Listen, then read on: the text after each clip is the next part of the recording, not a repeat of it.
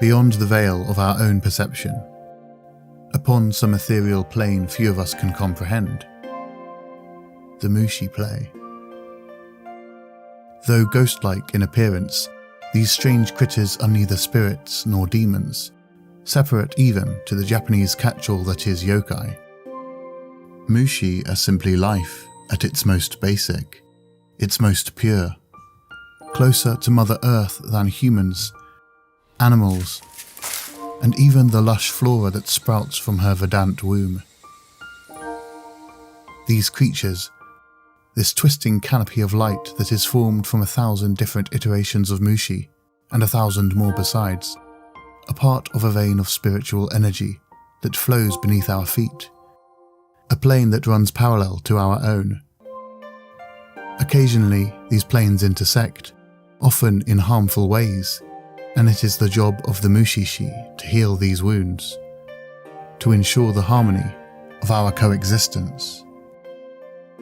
Our ever-wandering lead, Ginko, is one such peddler, a patient and tireless voyeur of those softly warring worlds, eager not only to heal, but also to educate those who aren't able to pass the otherworldly themselves. In healing those he comes in contact with, of insisting not on the destruction of Mushi like many of his peers, but instead on the merits of a delicate balance, the softly spoken Ginko begins to heal us as well. The show's ethereal roots take hold quickly, nurturing something inside all of us that our media so rarely tends to. A peace that is getting harder and harder to obtain in not only the entertainment we consume, but indeed the very world we live in. And as you continue to travel with Ginko, the wonderful state of Zen begins beckoning you back, night after night, in response to the noise and drama of everyday life, luring you to a fantastical world not so different from our own, where its wild trappings begin to make perfect sense. Quiet, contemplative, calm and haunting, Mushi-Shi is an anime quite unlike any other.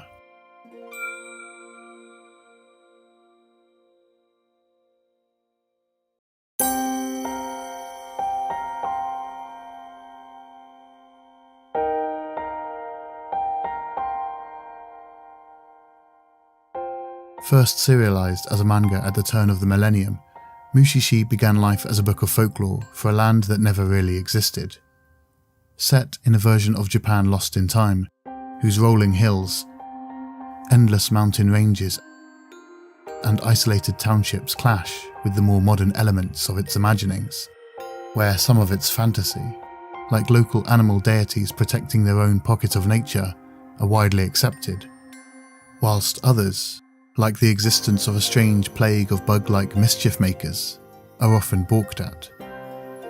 Created by Yuki Urashibara, this world and the lone wanderer who conquers it, one village, one problem, one Mushi at a time, immediately catches in your imagination. Within its first volume of calm exorcisms and travelling swamps, it sells itself as something wonderfully unique.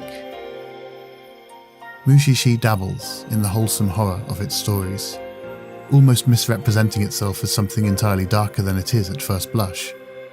Like many fairy tales, there's a hardness to the lessons at the heart of each bittersweet story, carefully towing that fine line between scaring its viewers and using that fear to guide them to a beautiful centerpiece.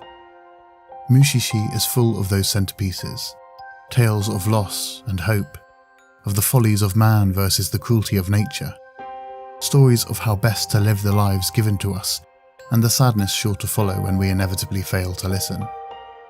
Of the moments of calm before, or after, or even during the many storms that make up our lives.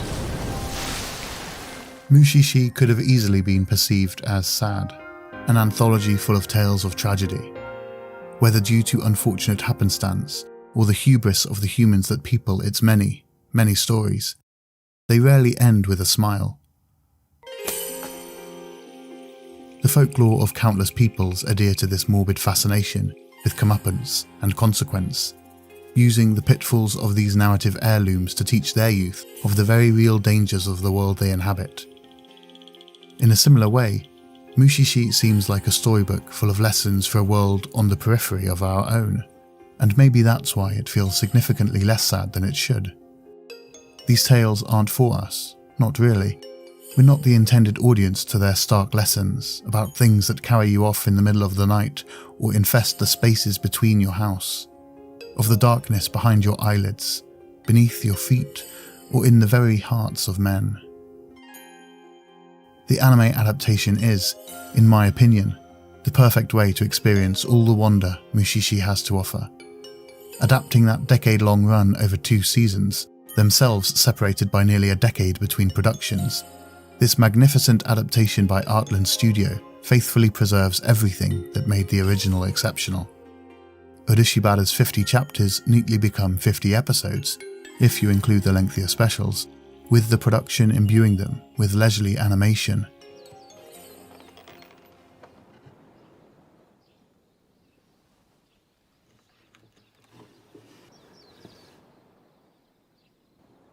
Painfully leisurely animation. 何してやがるようじゃねえ A haunting score, and offering our favourite characters a measured voice of their own. どうも Artland's Mushi-Shi boasts it all, losing none of the original's delicate soul.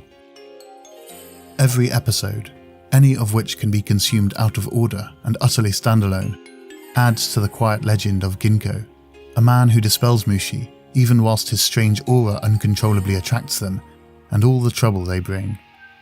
Constantly moving so that this disorderly train never becomes an inconvenience to those around him. Inconveniences that range from a mere nuisance to an outright epidemic. He never allows himself to settle for too long. This lends the series its signature pacing, with many episodes sending Ginko back to check up on his patients years later, and allowing us a glimpse at the lifelong effects Mushi and the Mushi-Shi can inadvertently cause.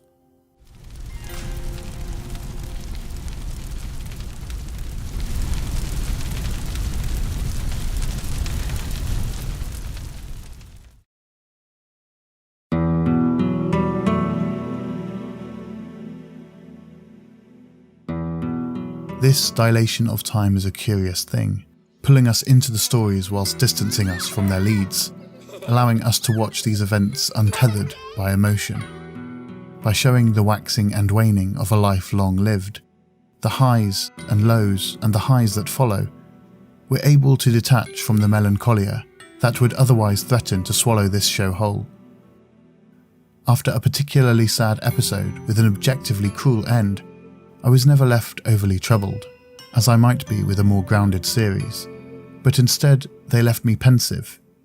Mushi-Shi asks you to chew over its problems from a distance, to see it all as the chaos of nature and the cycle of life repeating ad infinitum. As Ginko revisits his successes and failures, we're reminded that one man can only ever do so much against the tide. That lack of allegiance is one of Mushi-Shi's most refreshing qualities. Any notion of villainy is stripped from the Mushi by the show's curious writing. They are the way they are, it muses, and in a sort of trance we nod and understand.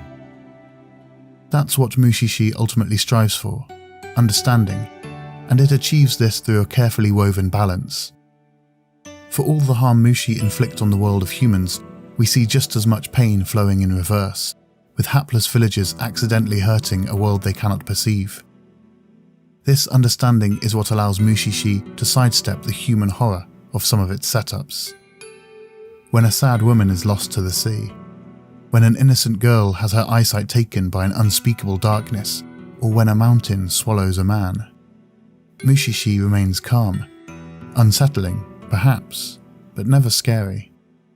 Ginko understands the importance of watching. Despite his skills as a healer, he is often relegated to a professional bystander, and he teaches us well in the art of voyeurism. He catches the moments of beauty in a cripplingly somber tale, or the buds of new life in the shadow of death. Over its lengthy run, we're told to observe and come to our own conclusions, And as an audience, it's a wonderfully freeing responsibility to be entrusted with. Because of this, Mushi-Shi deserves to have you take your time with it. Binging it simply doesn't make sense, doesn't allow for you to ruminate on its multifaceted storytelling. Instead, I found an episode or two before bed worked wonders. With its transient stories, wistful palette, and softly spoken dialogue effortlessly guiding me towards the very real, yet endlessly ethereal boundary between waking life and sleep. It's a perfect palate cleanser in a medium full of shows vying loudly, colourfully, and violently for your attention. Whilst they may use bombastic action and cruel cliffhangers to demand you watch just one more episode, Mushi-Shi is perfectly content to say goodnight.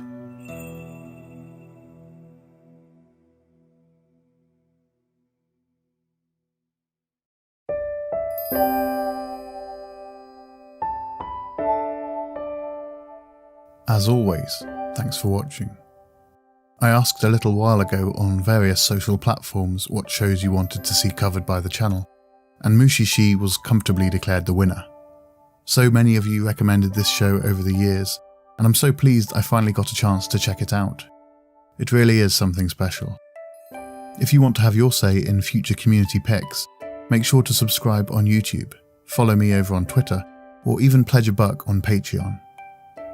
If, instead, you're mad that no one recommended Ishizoku reviewers, hit the like button, and I'll consider hosting the next episode in a brothel full of succubi.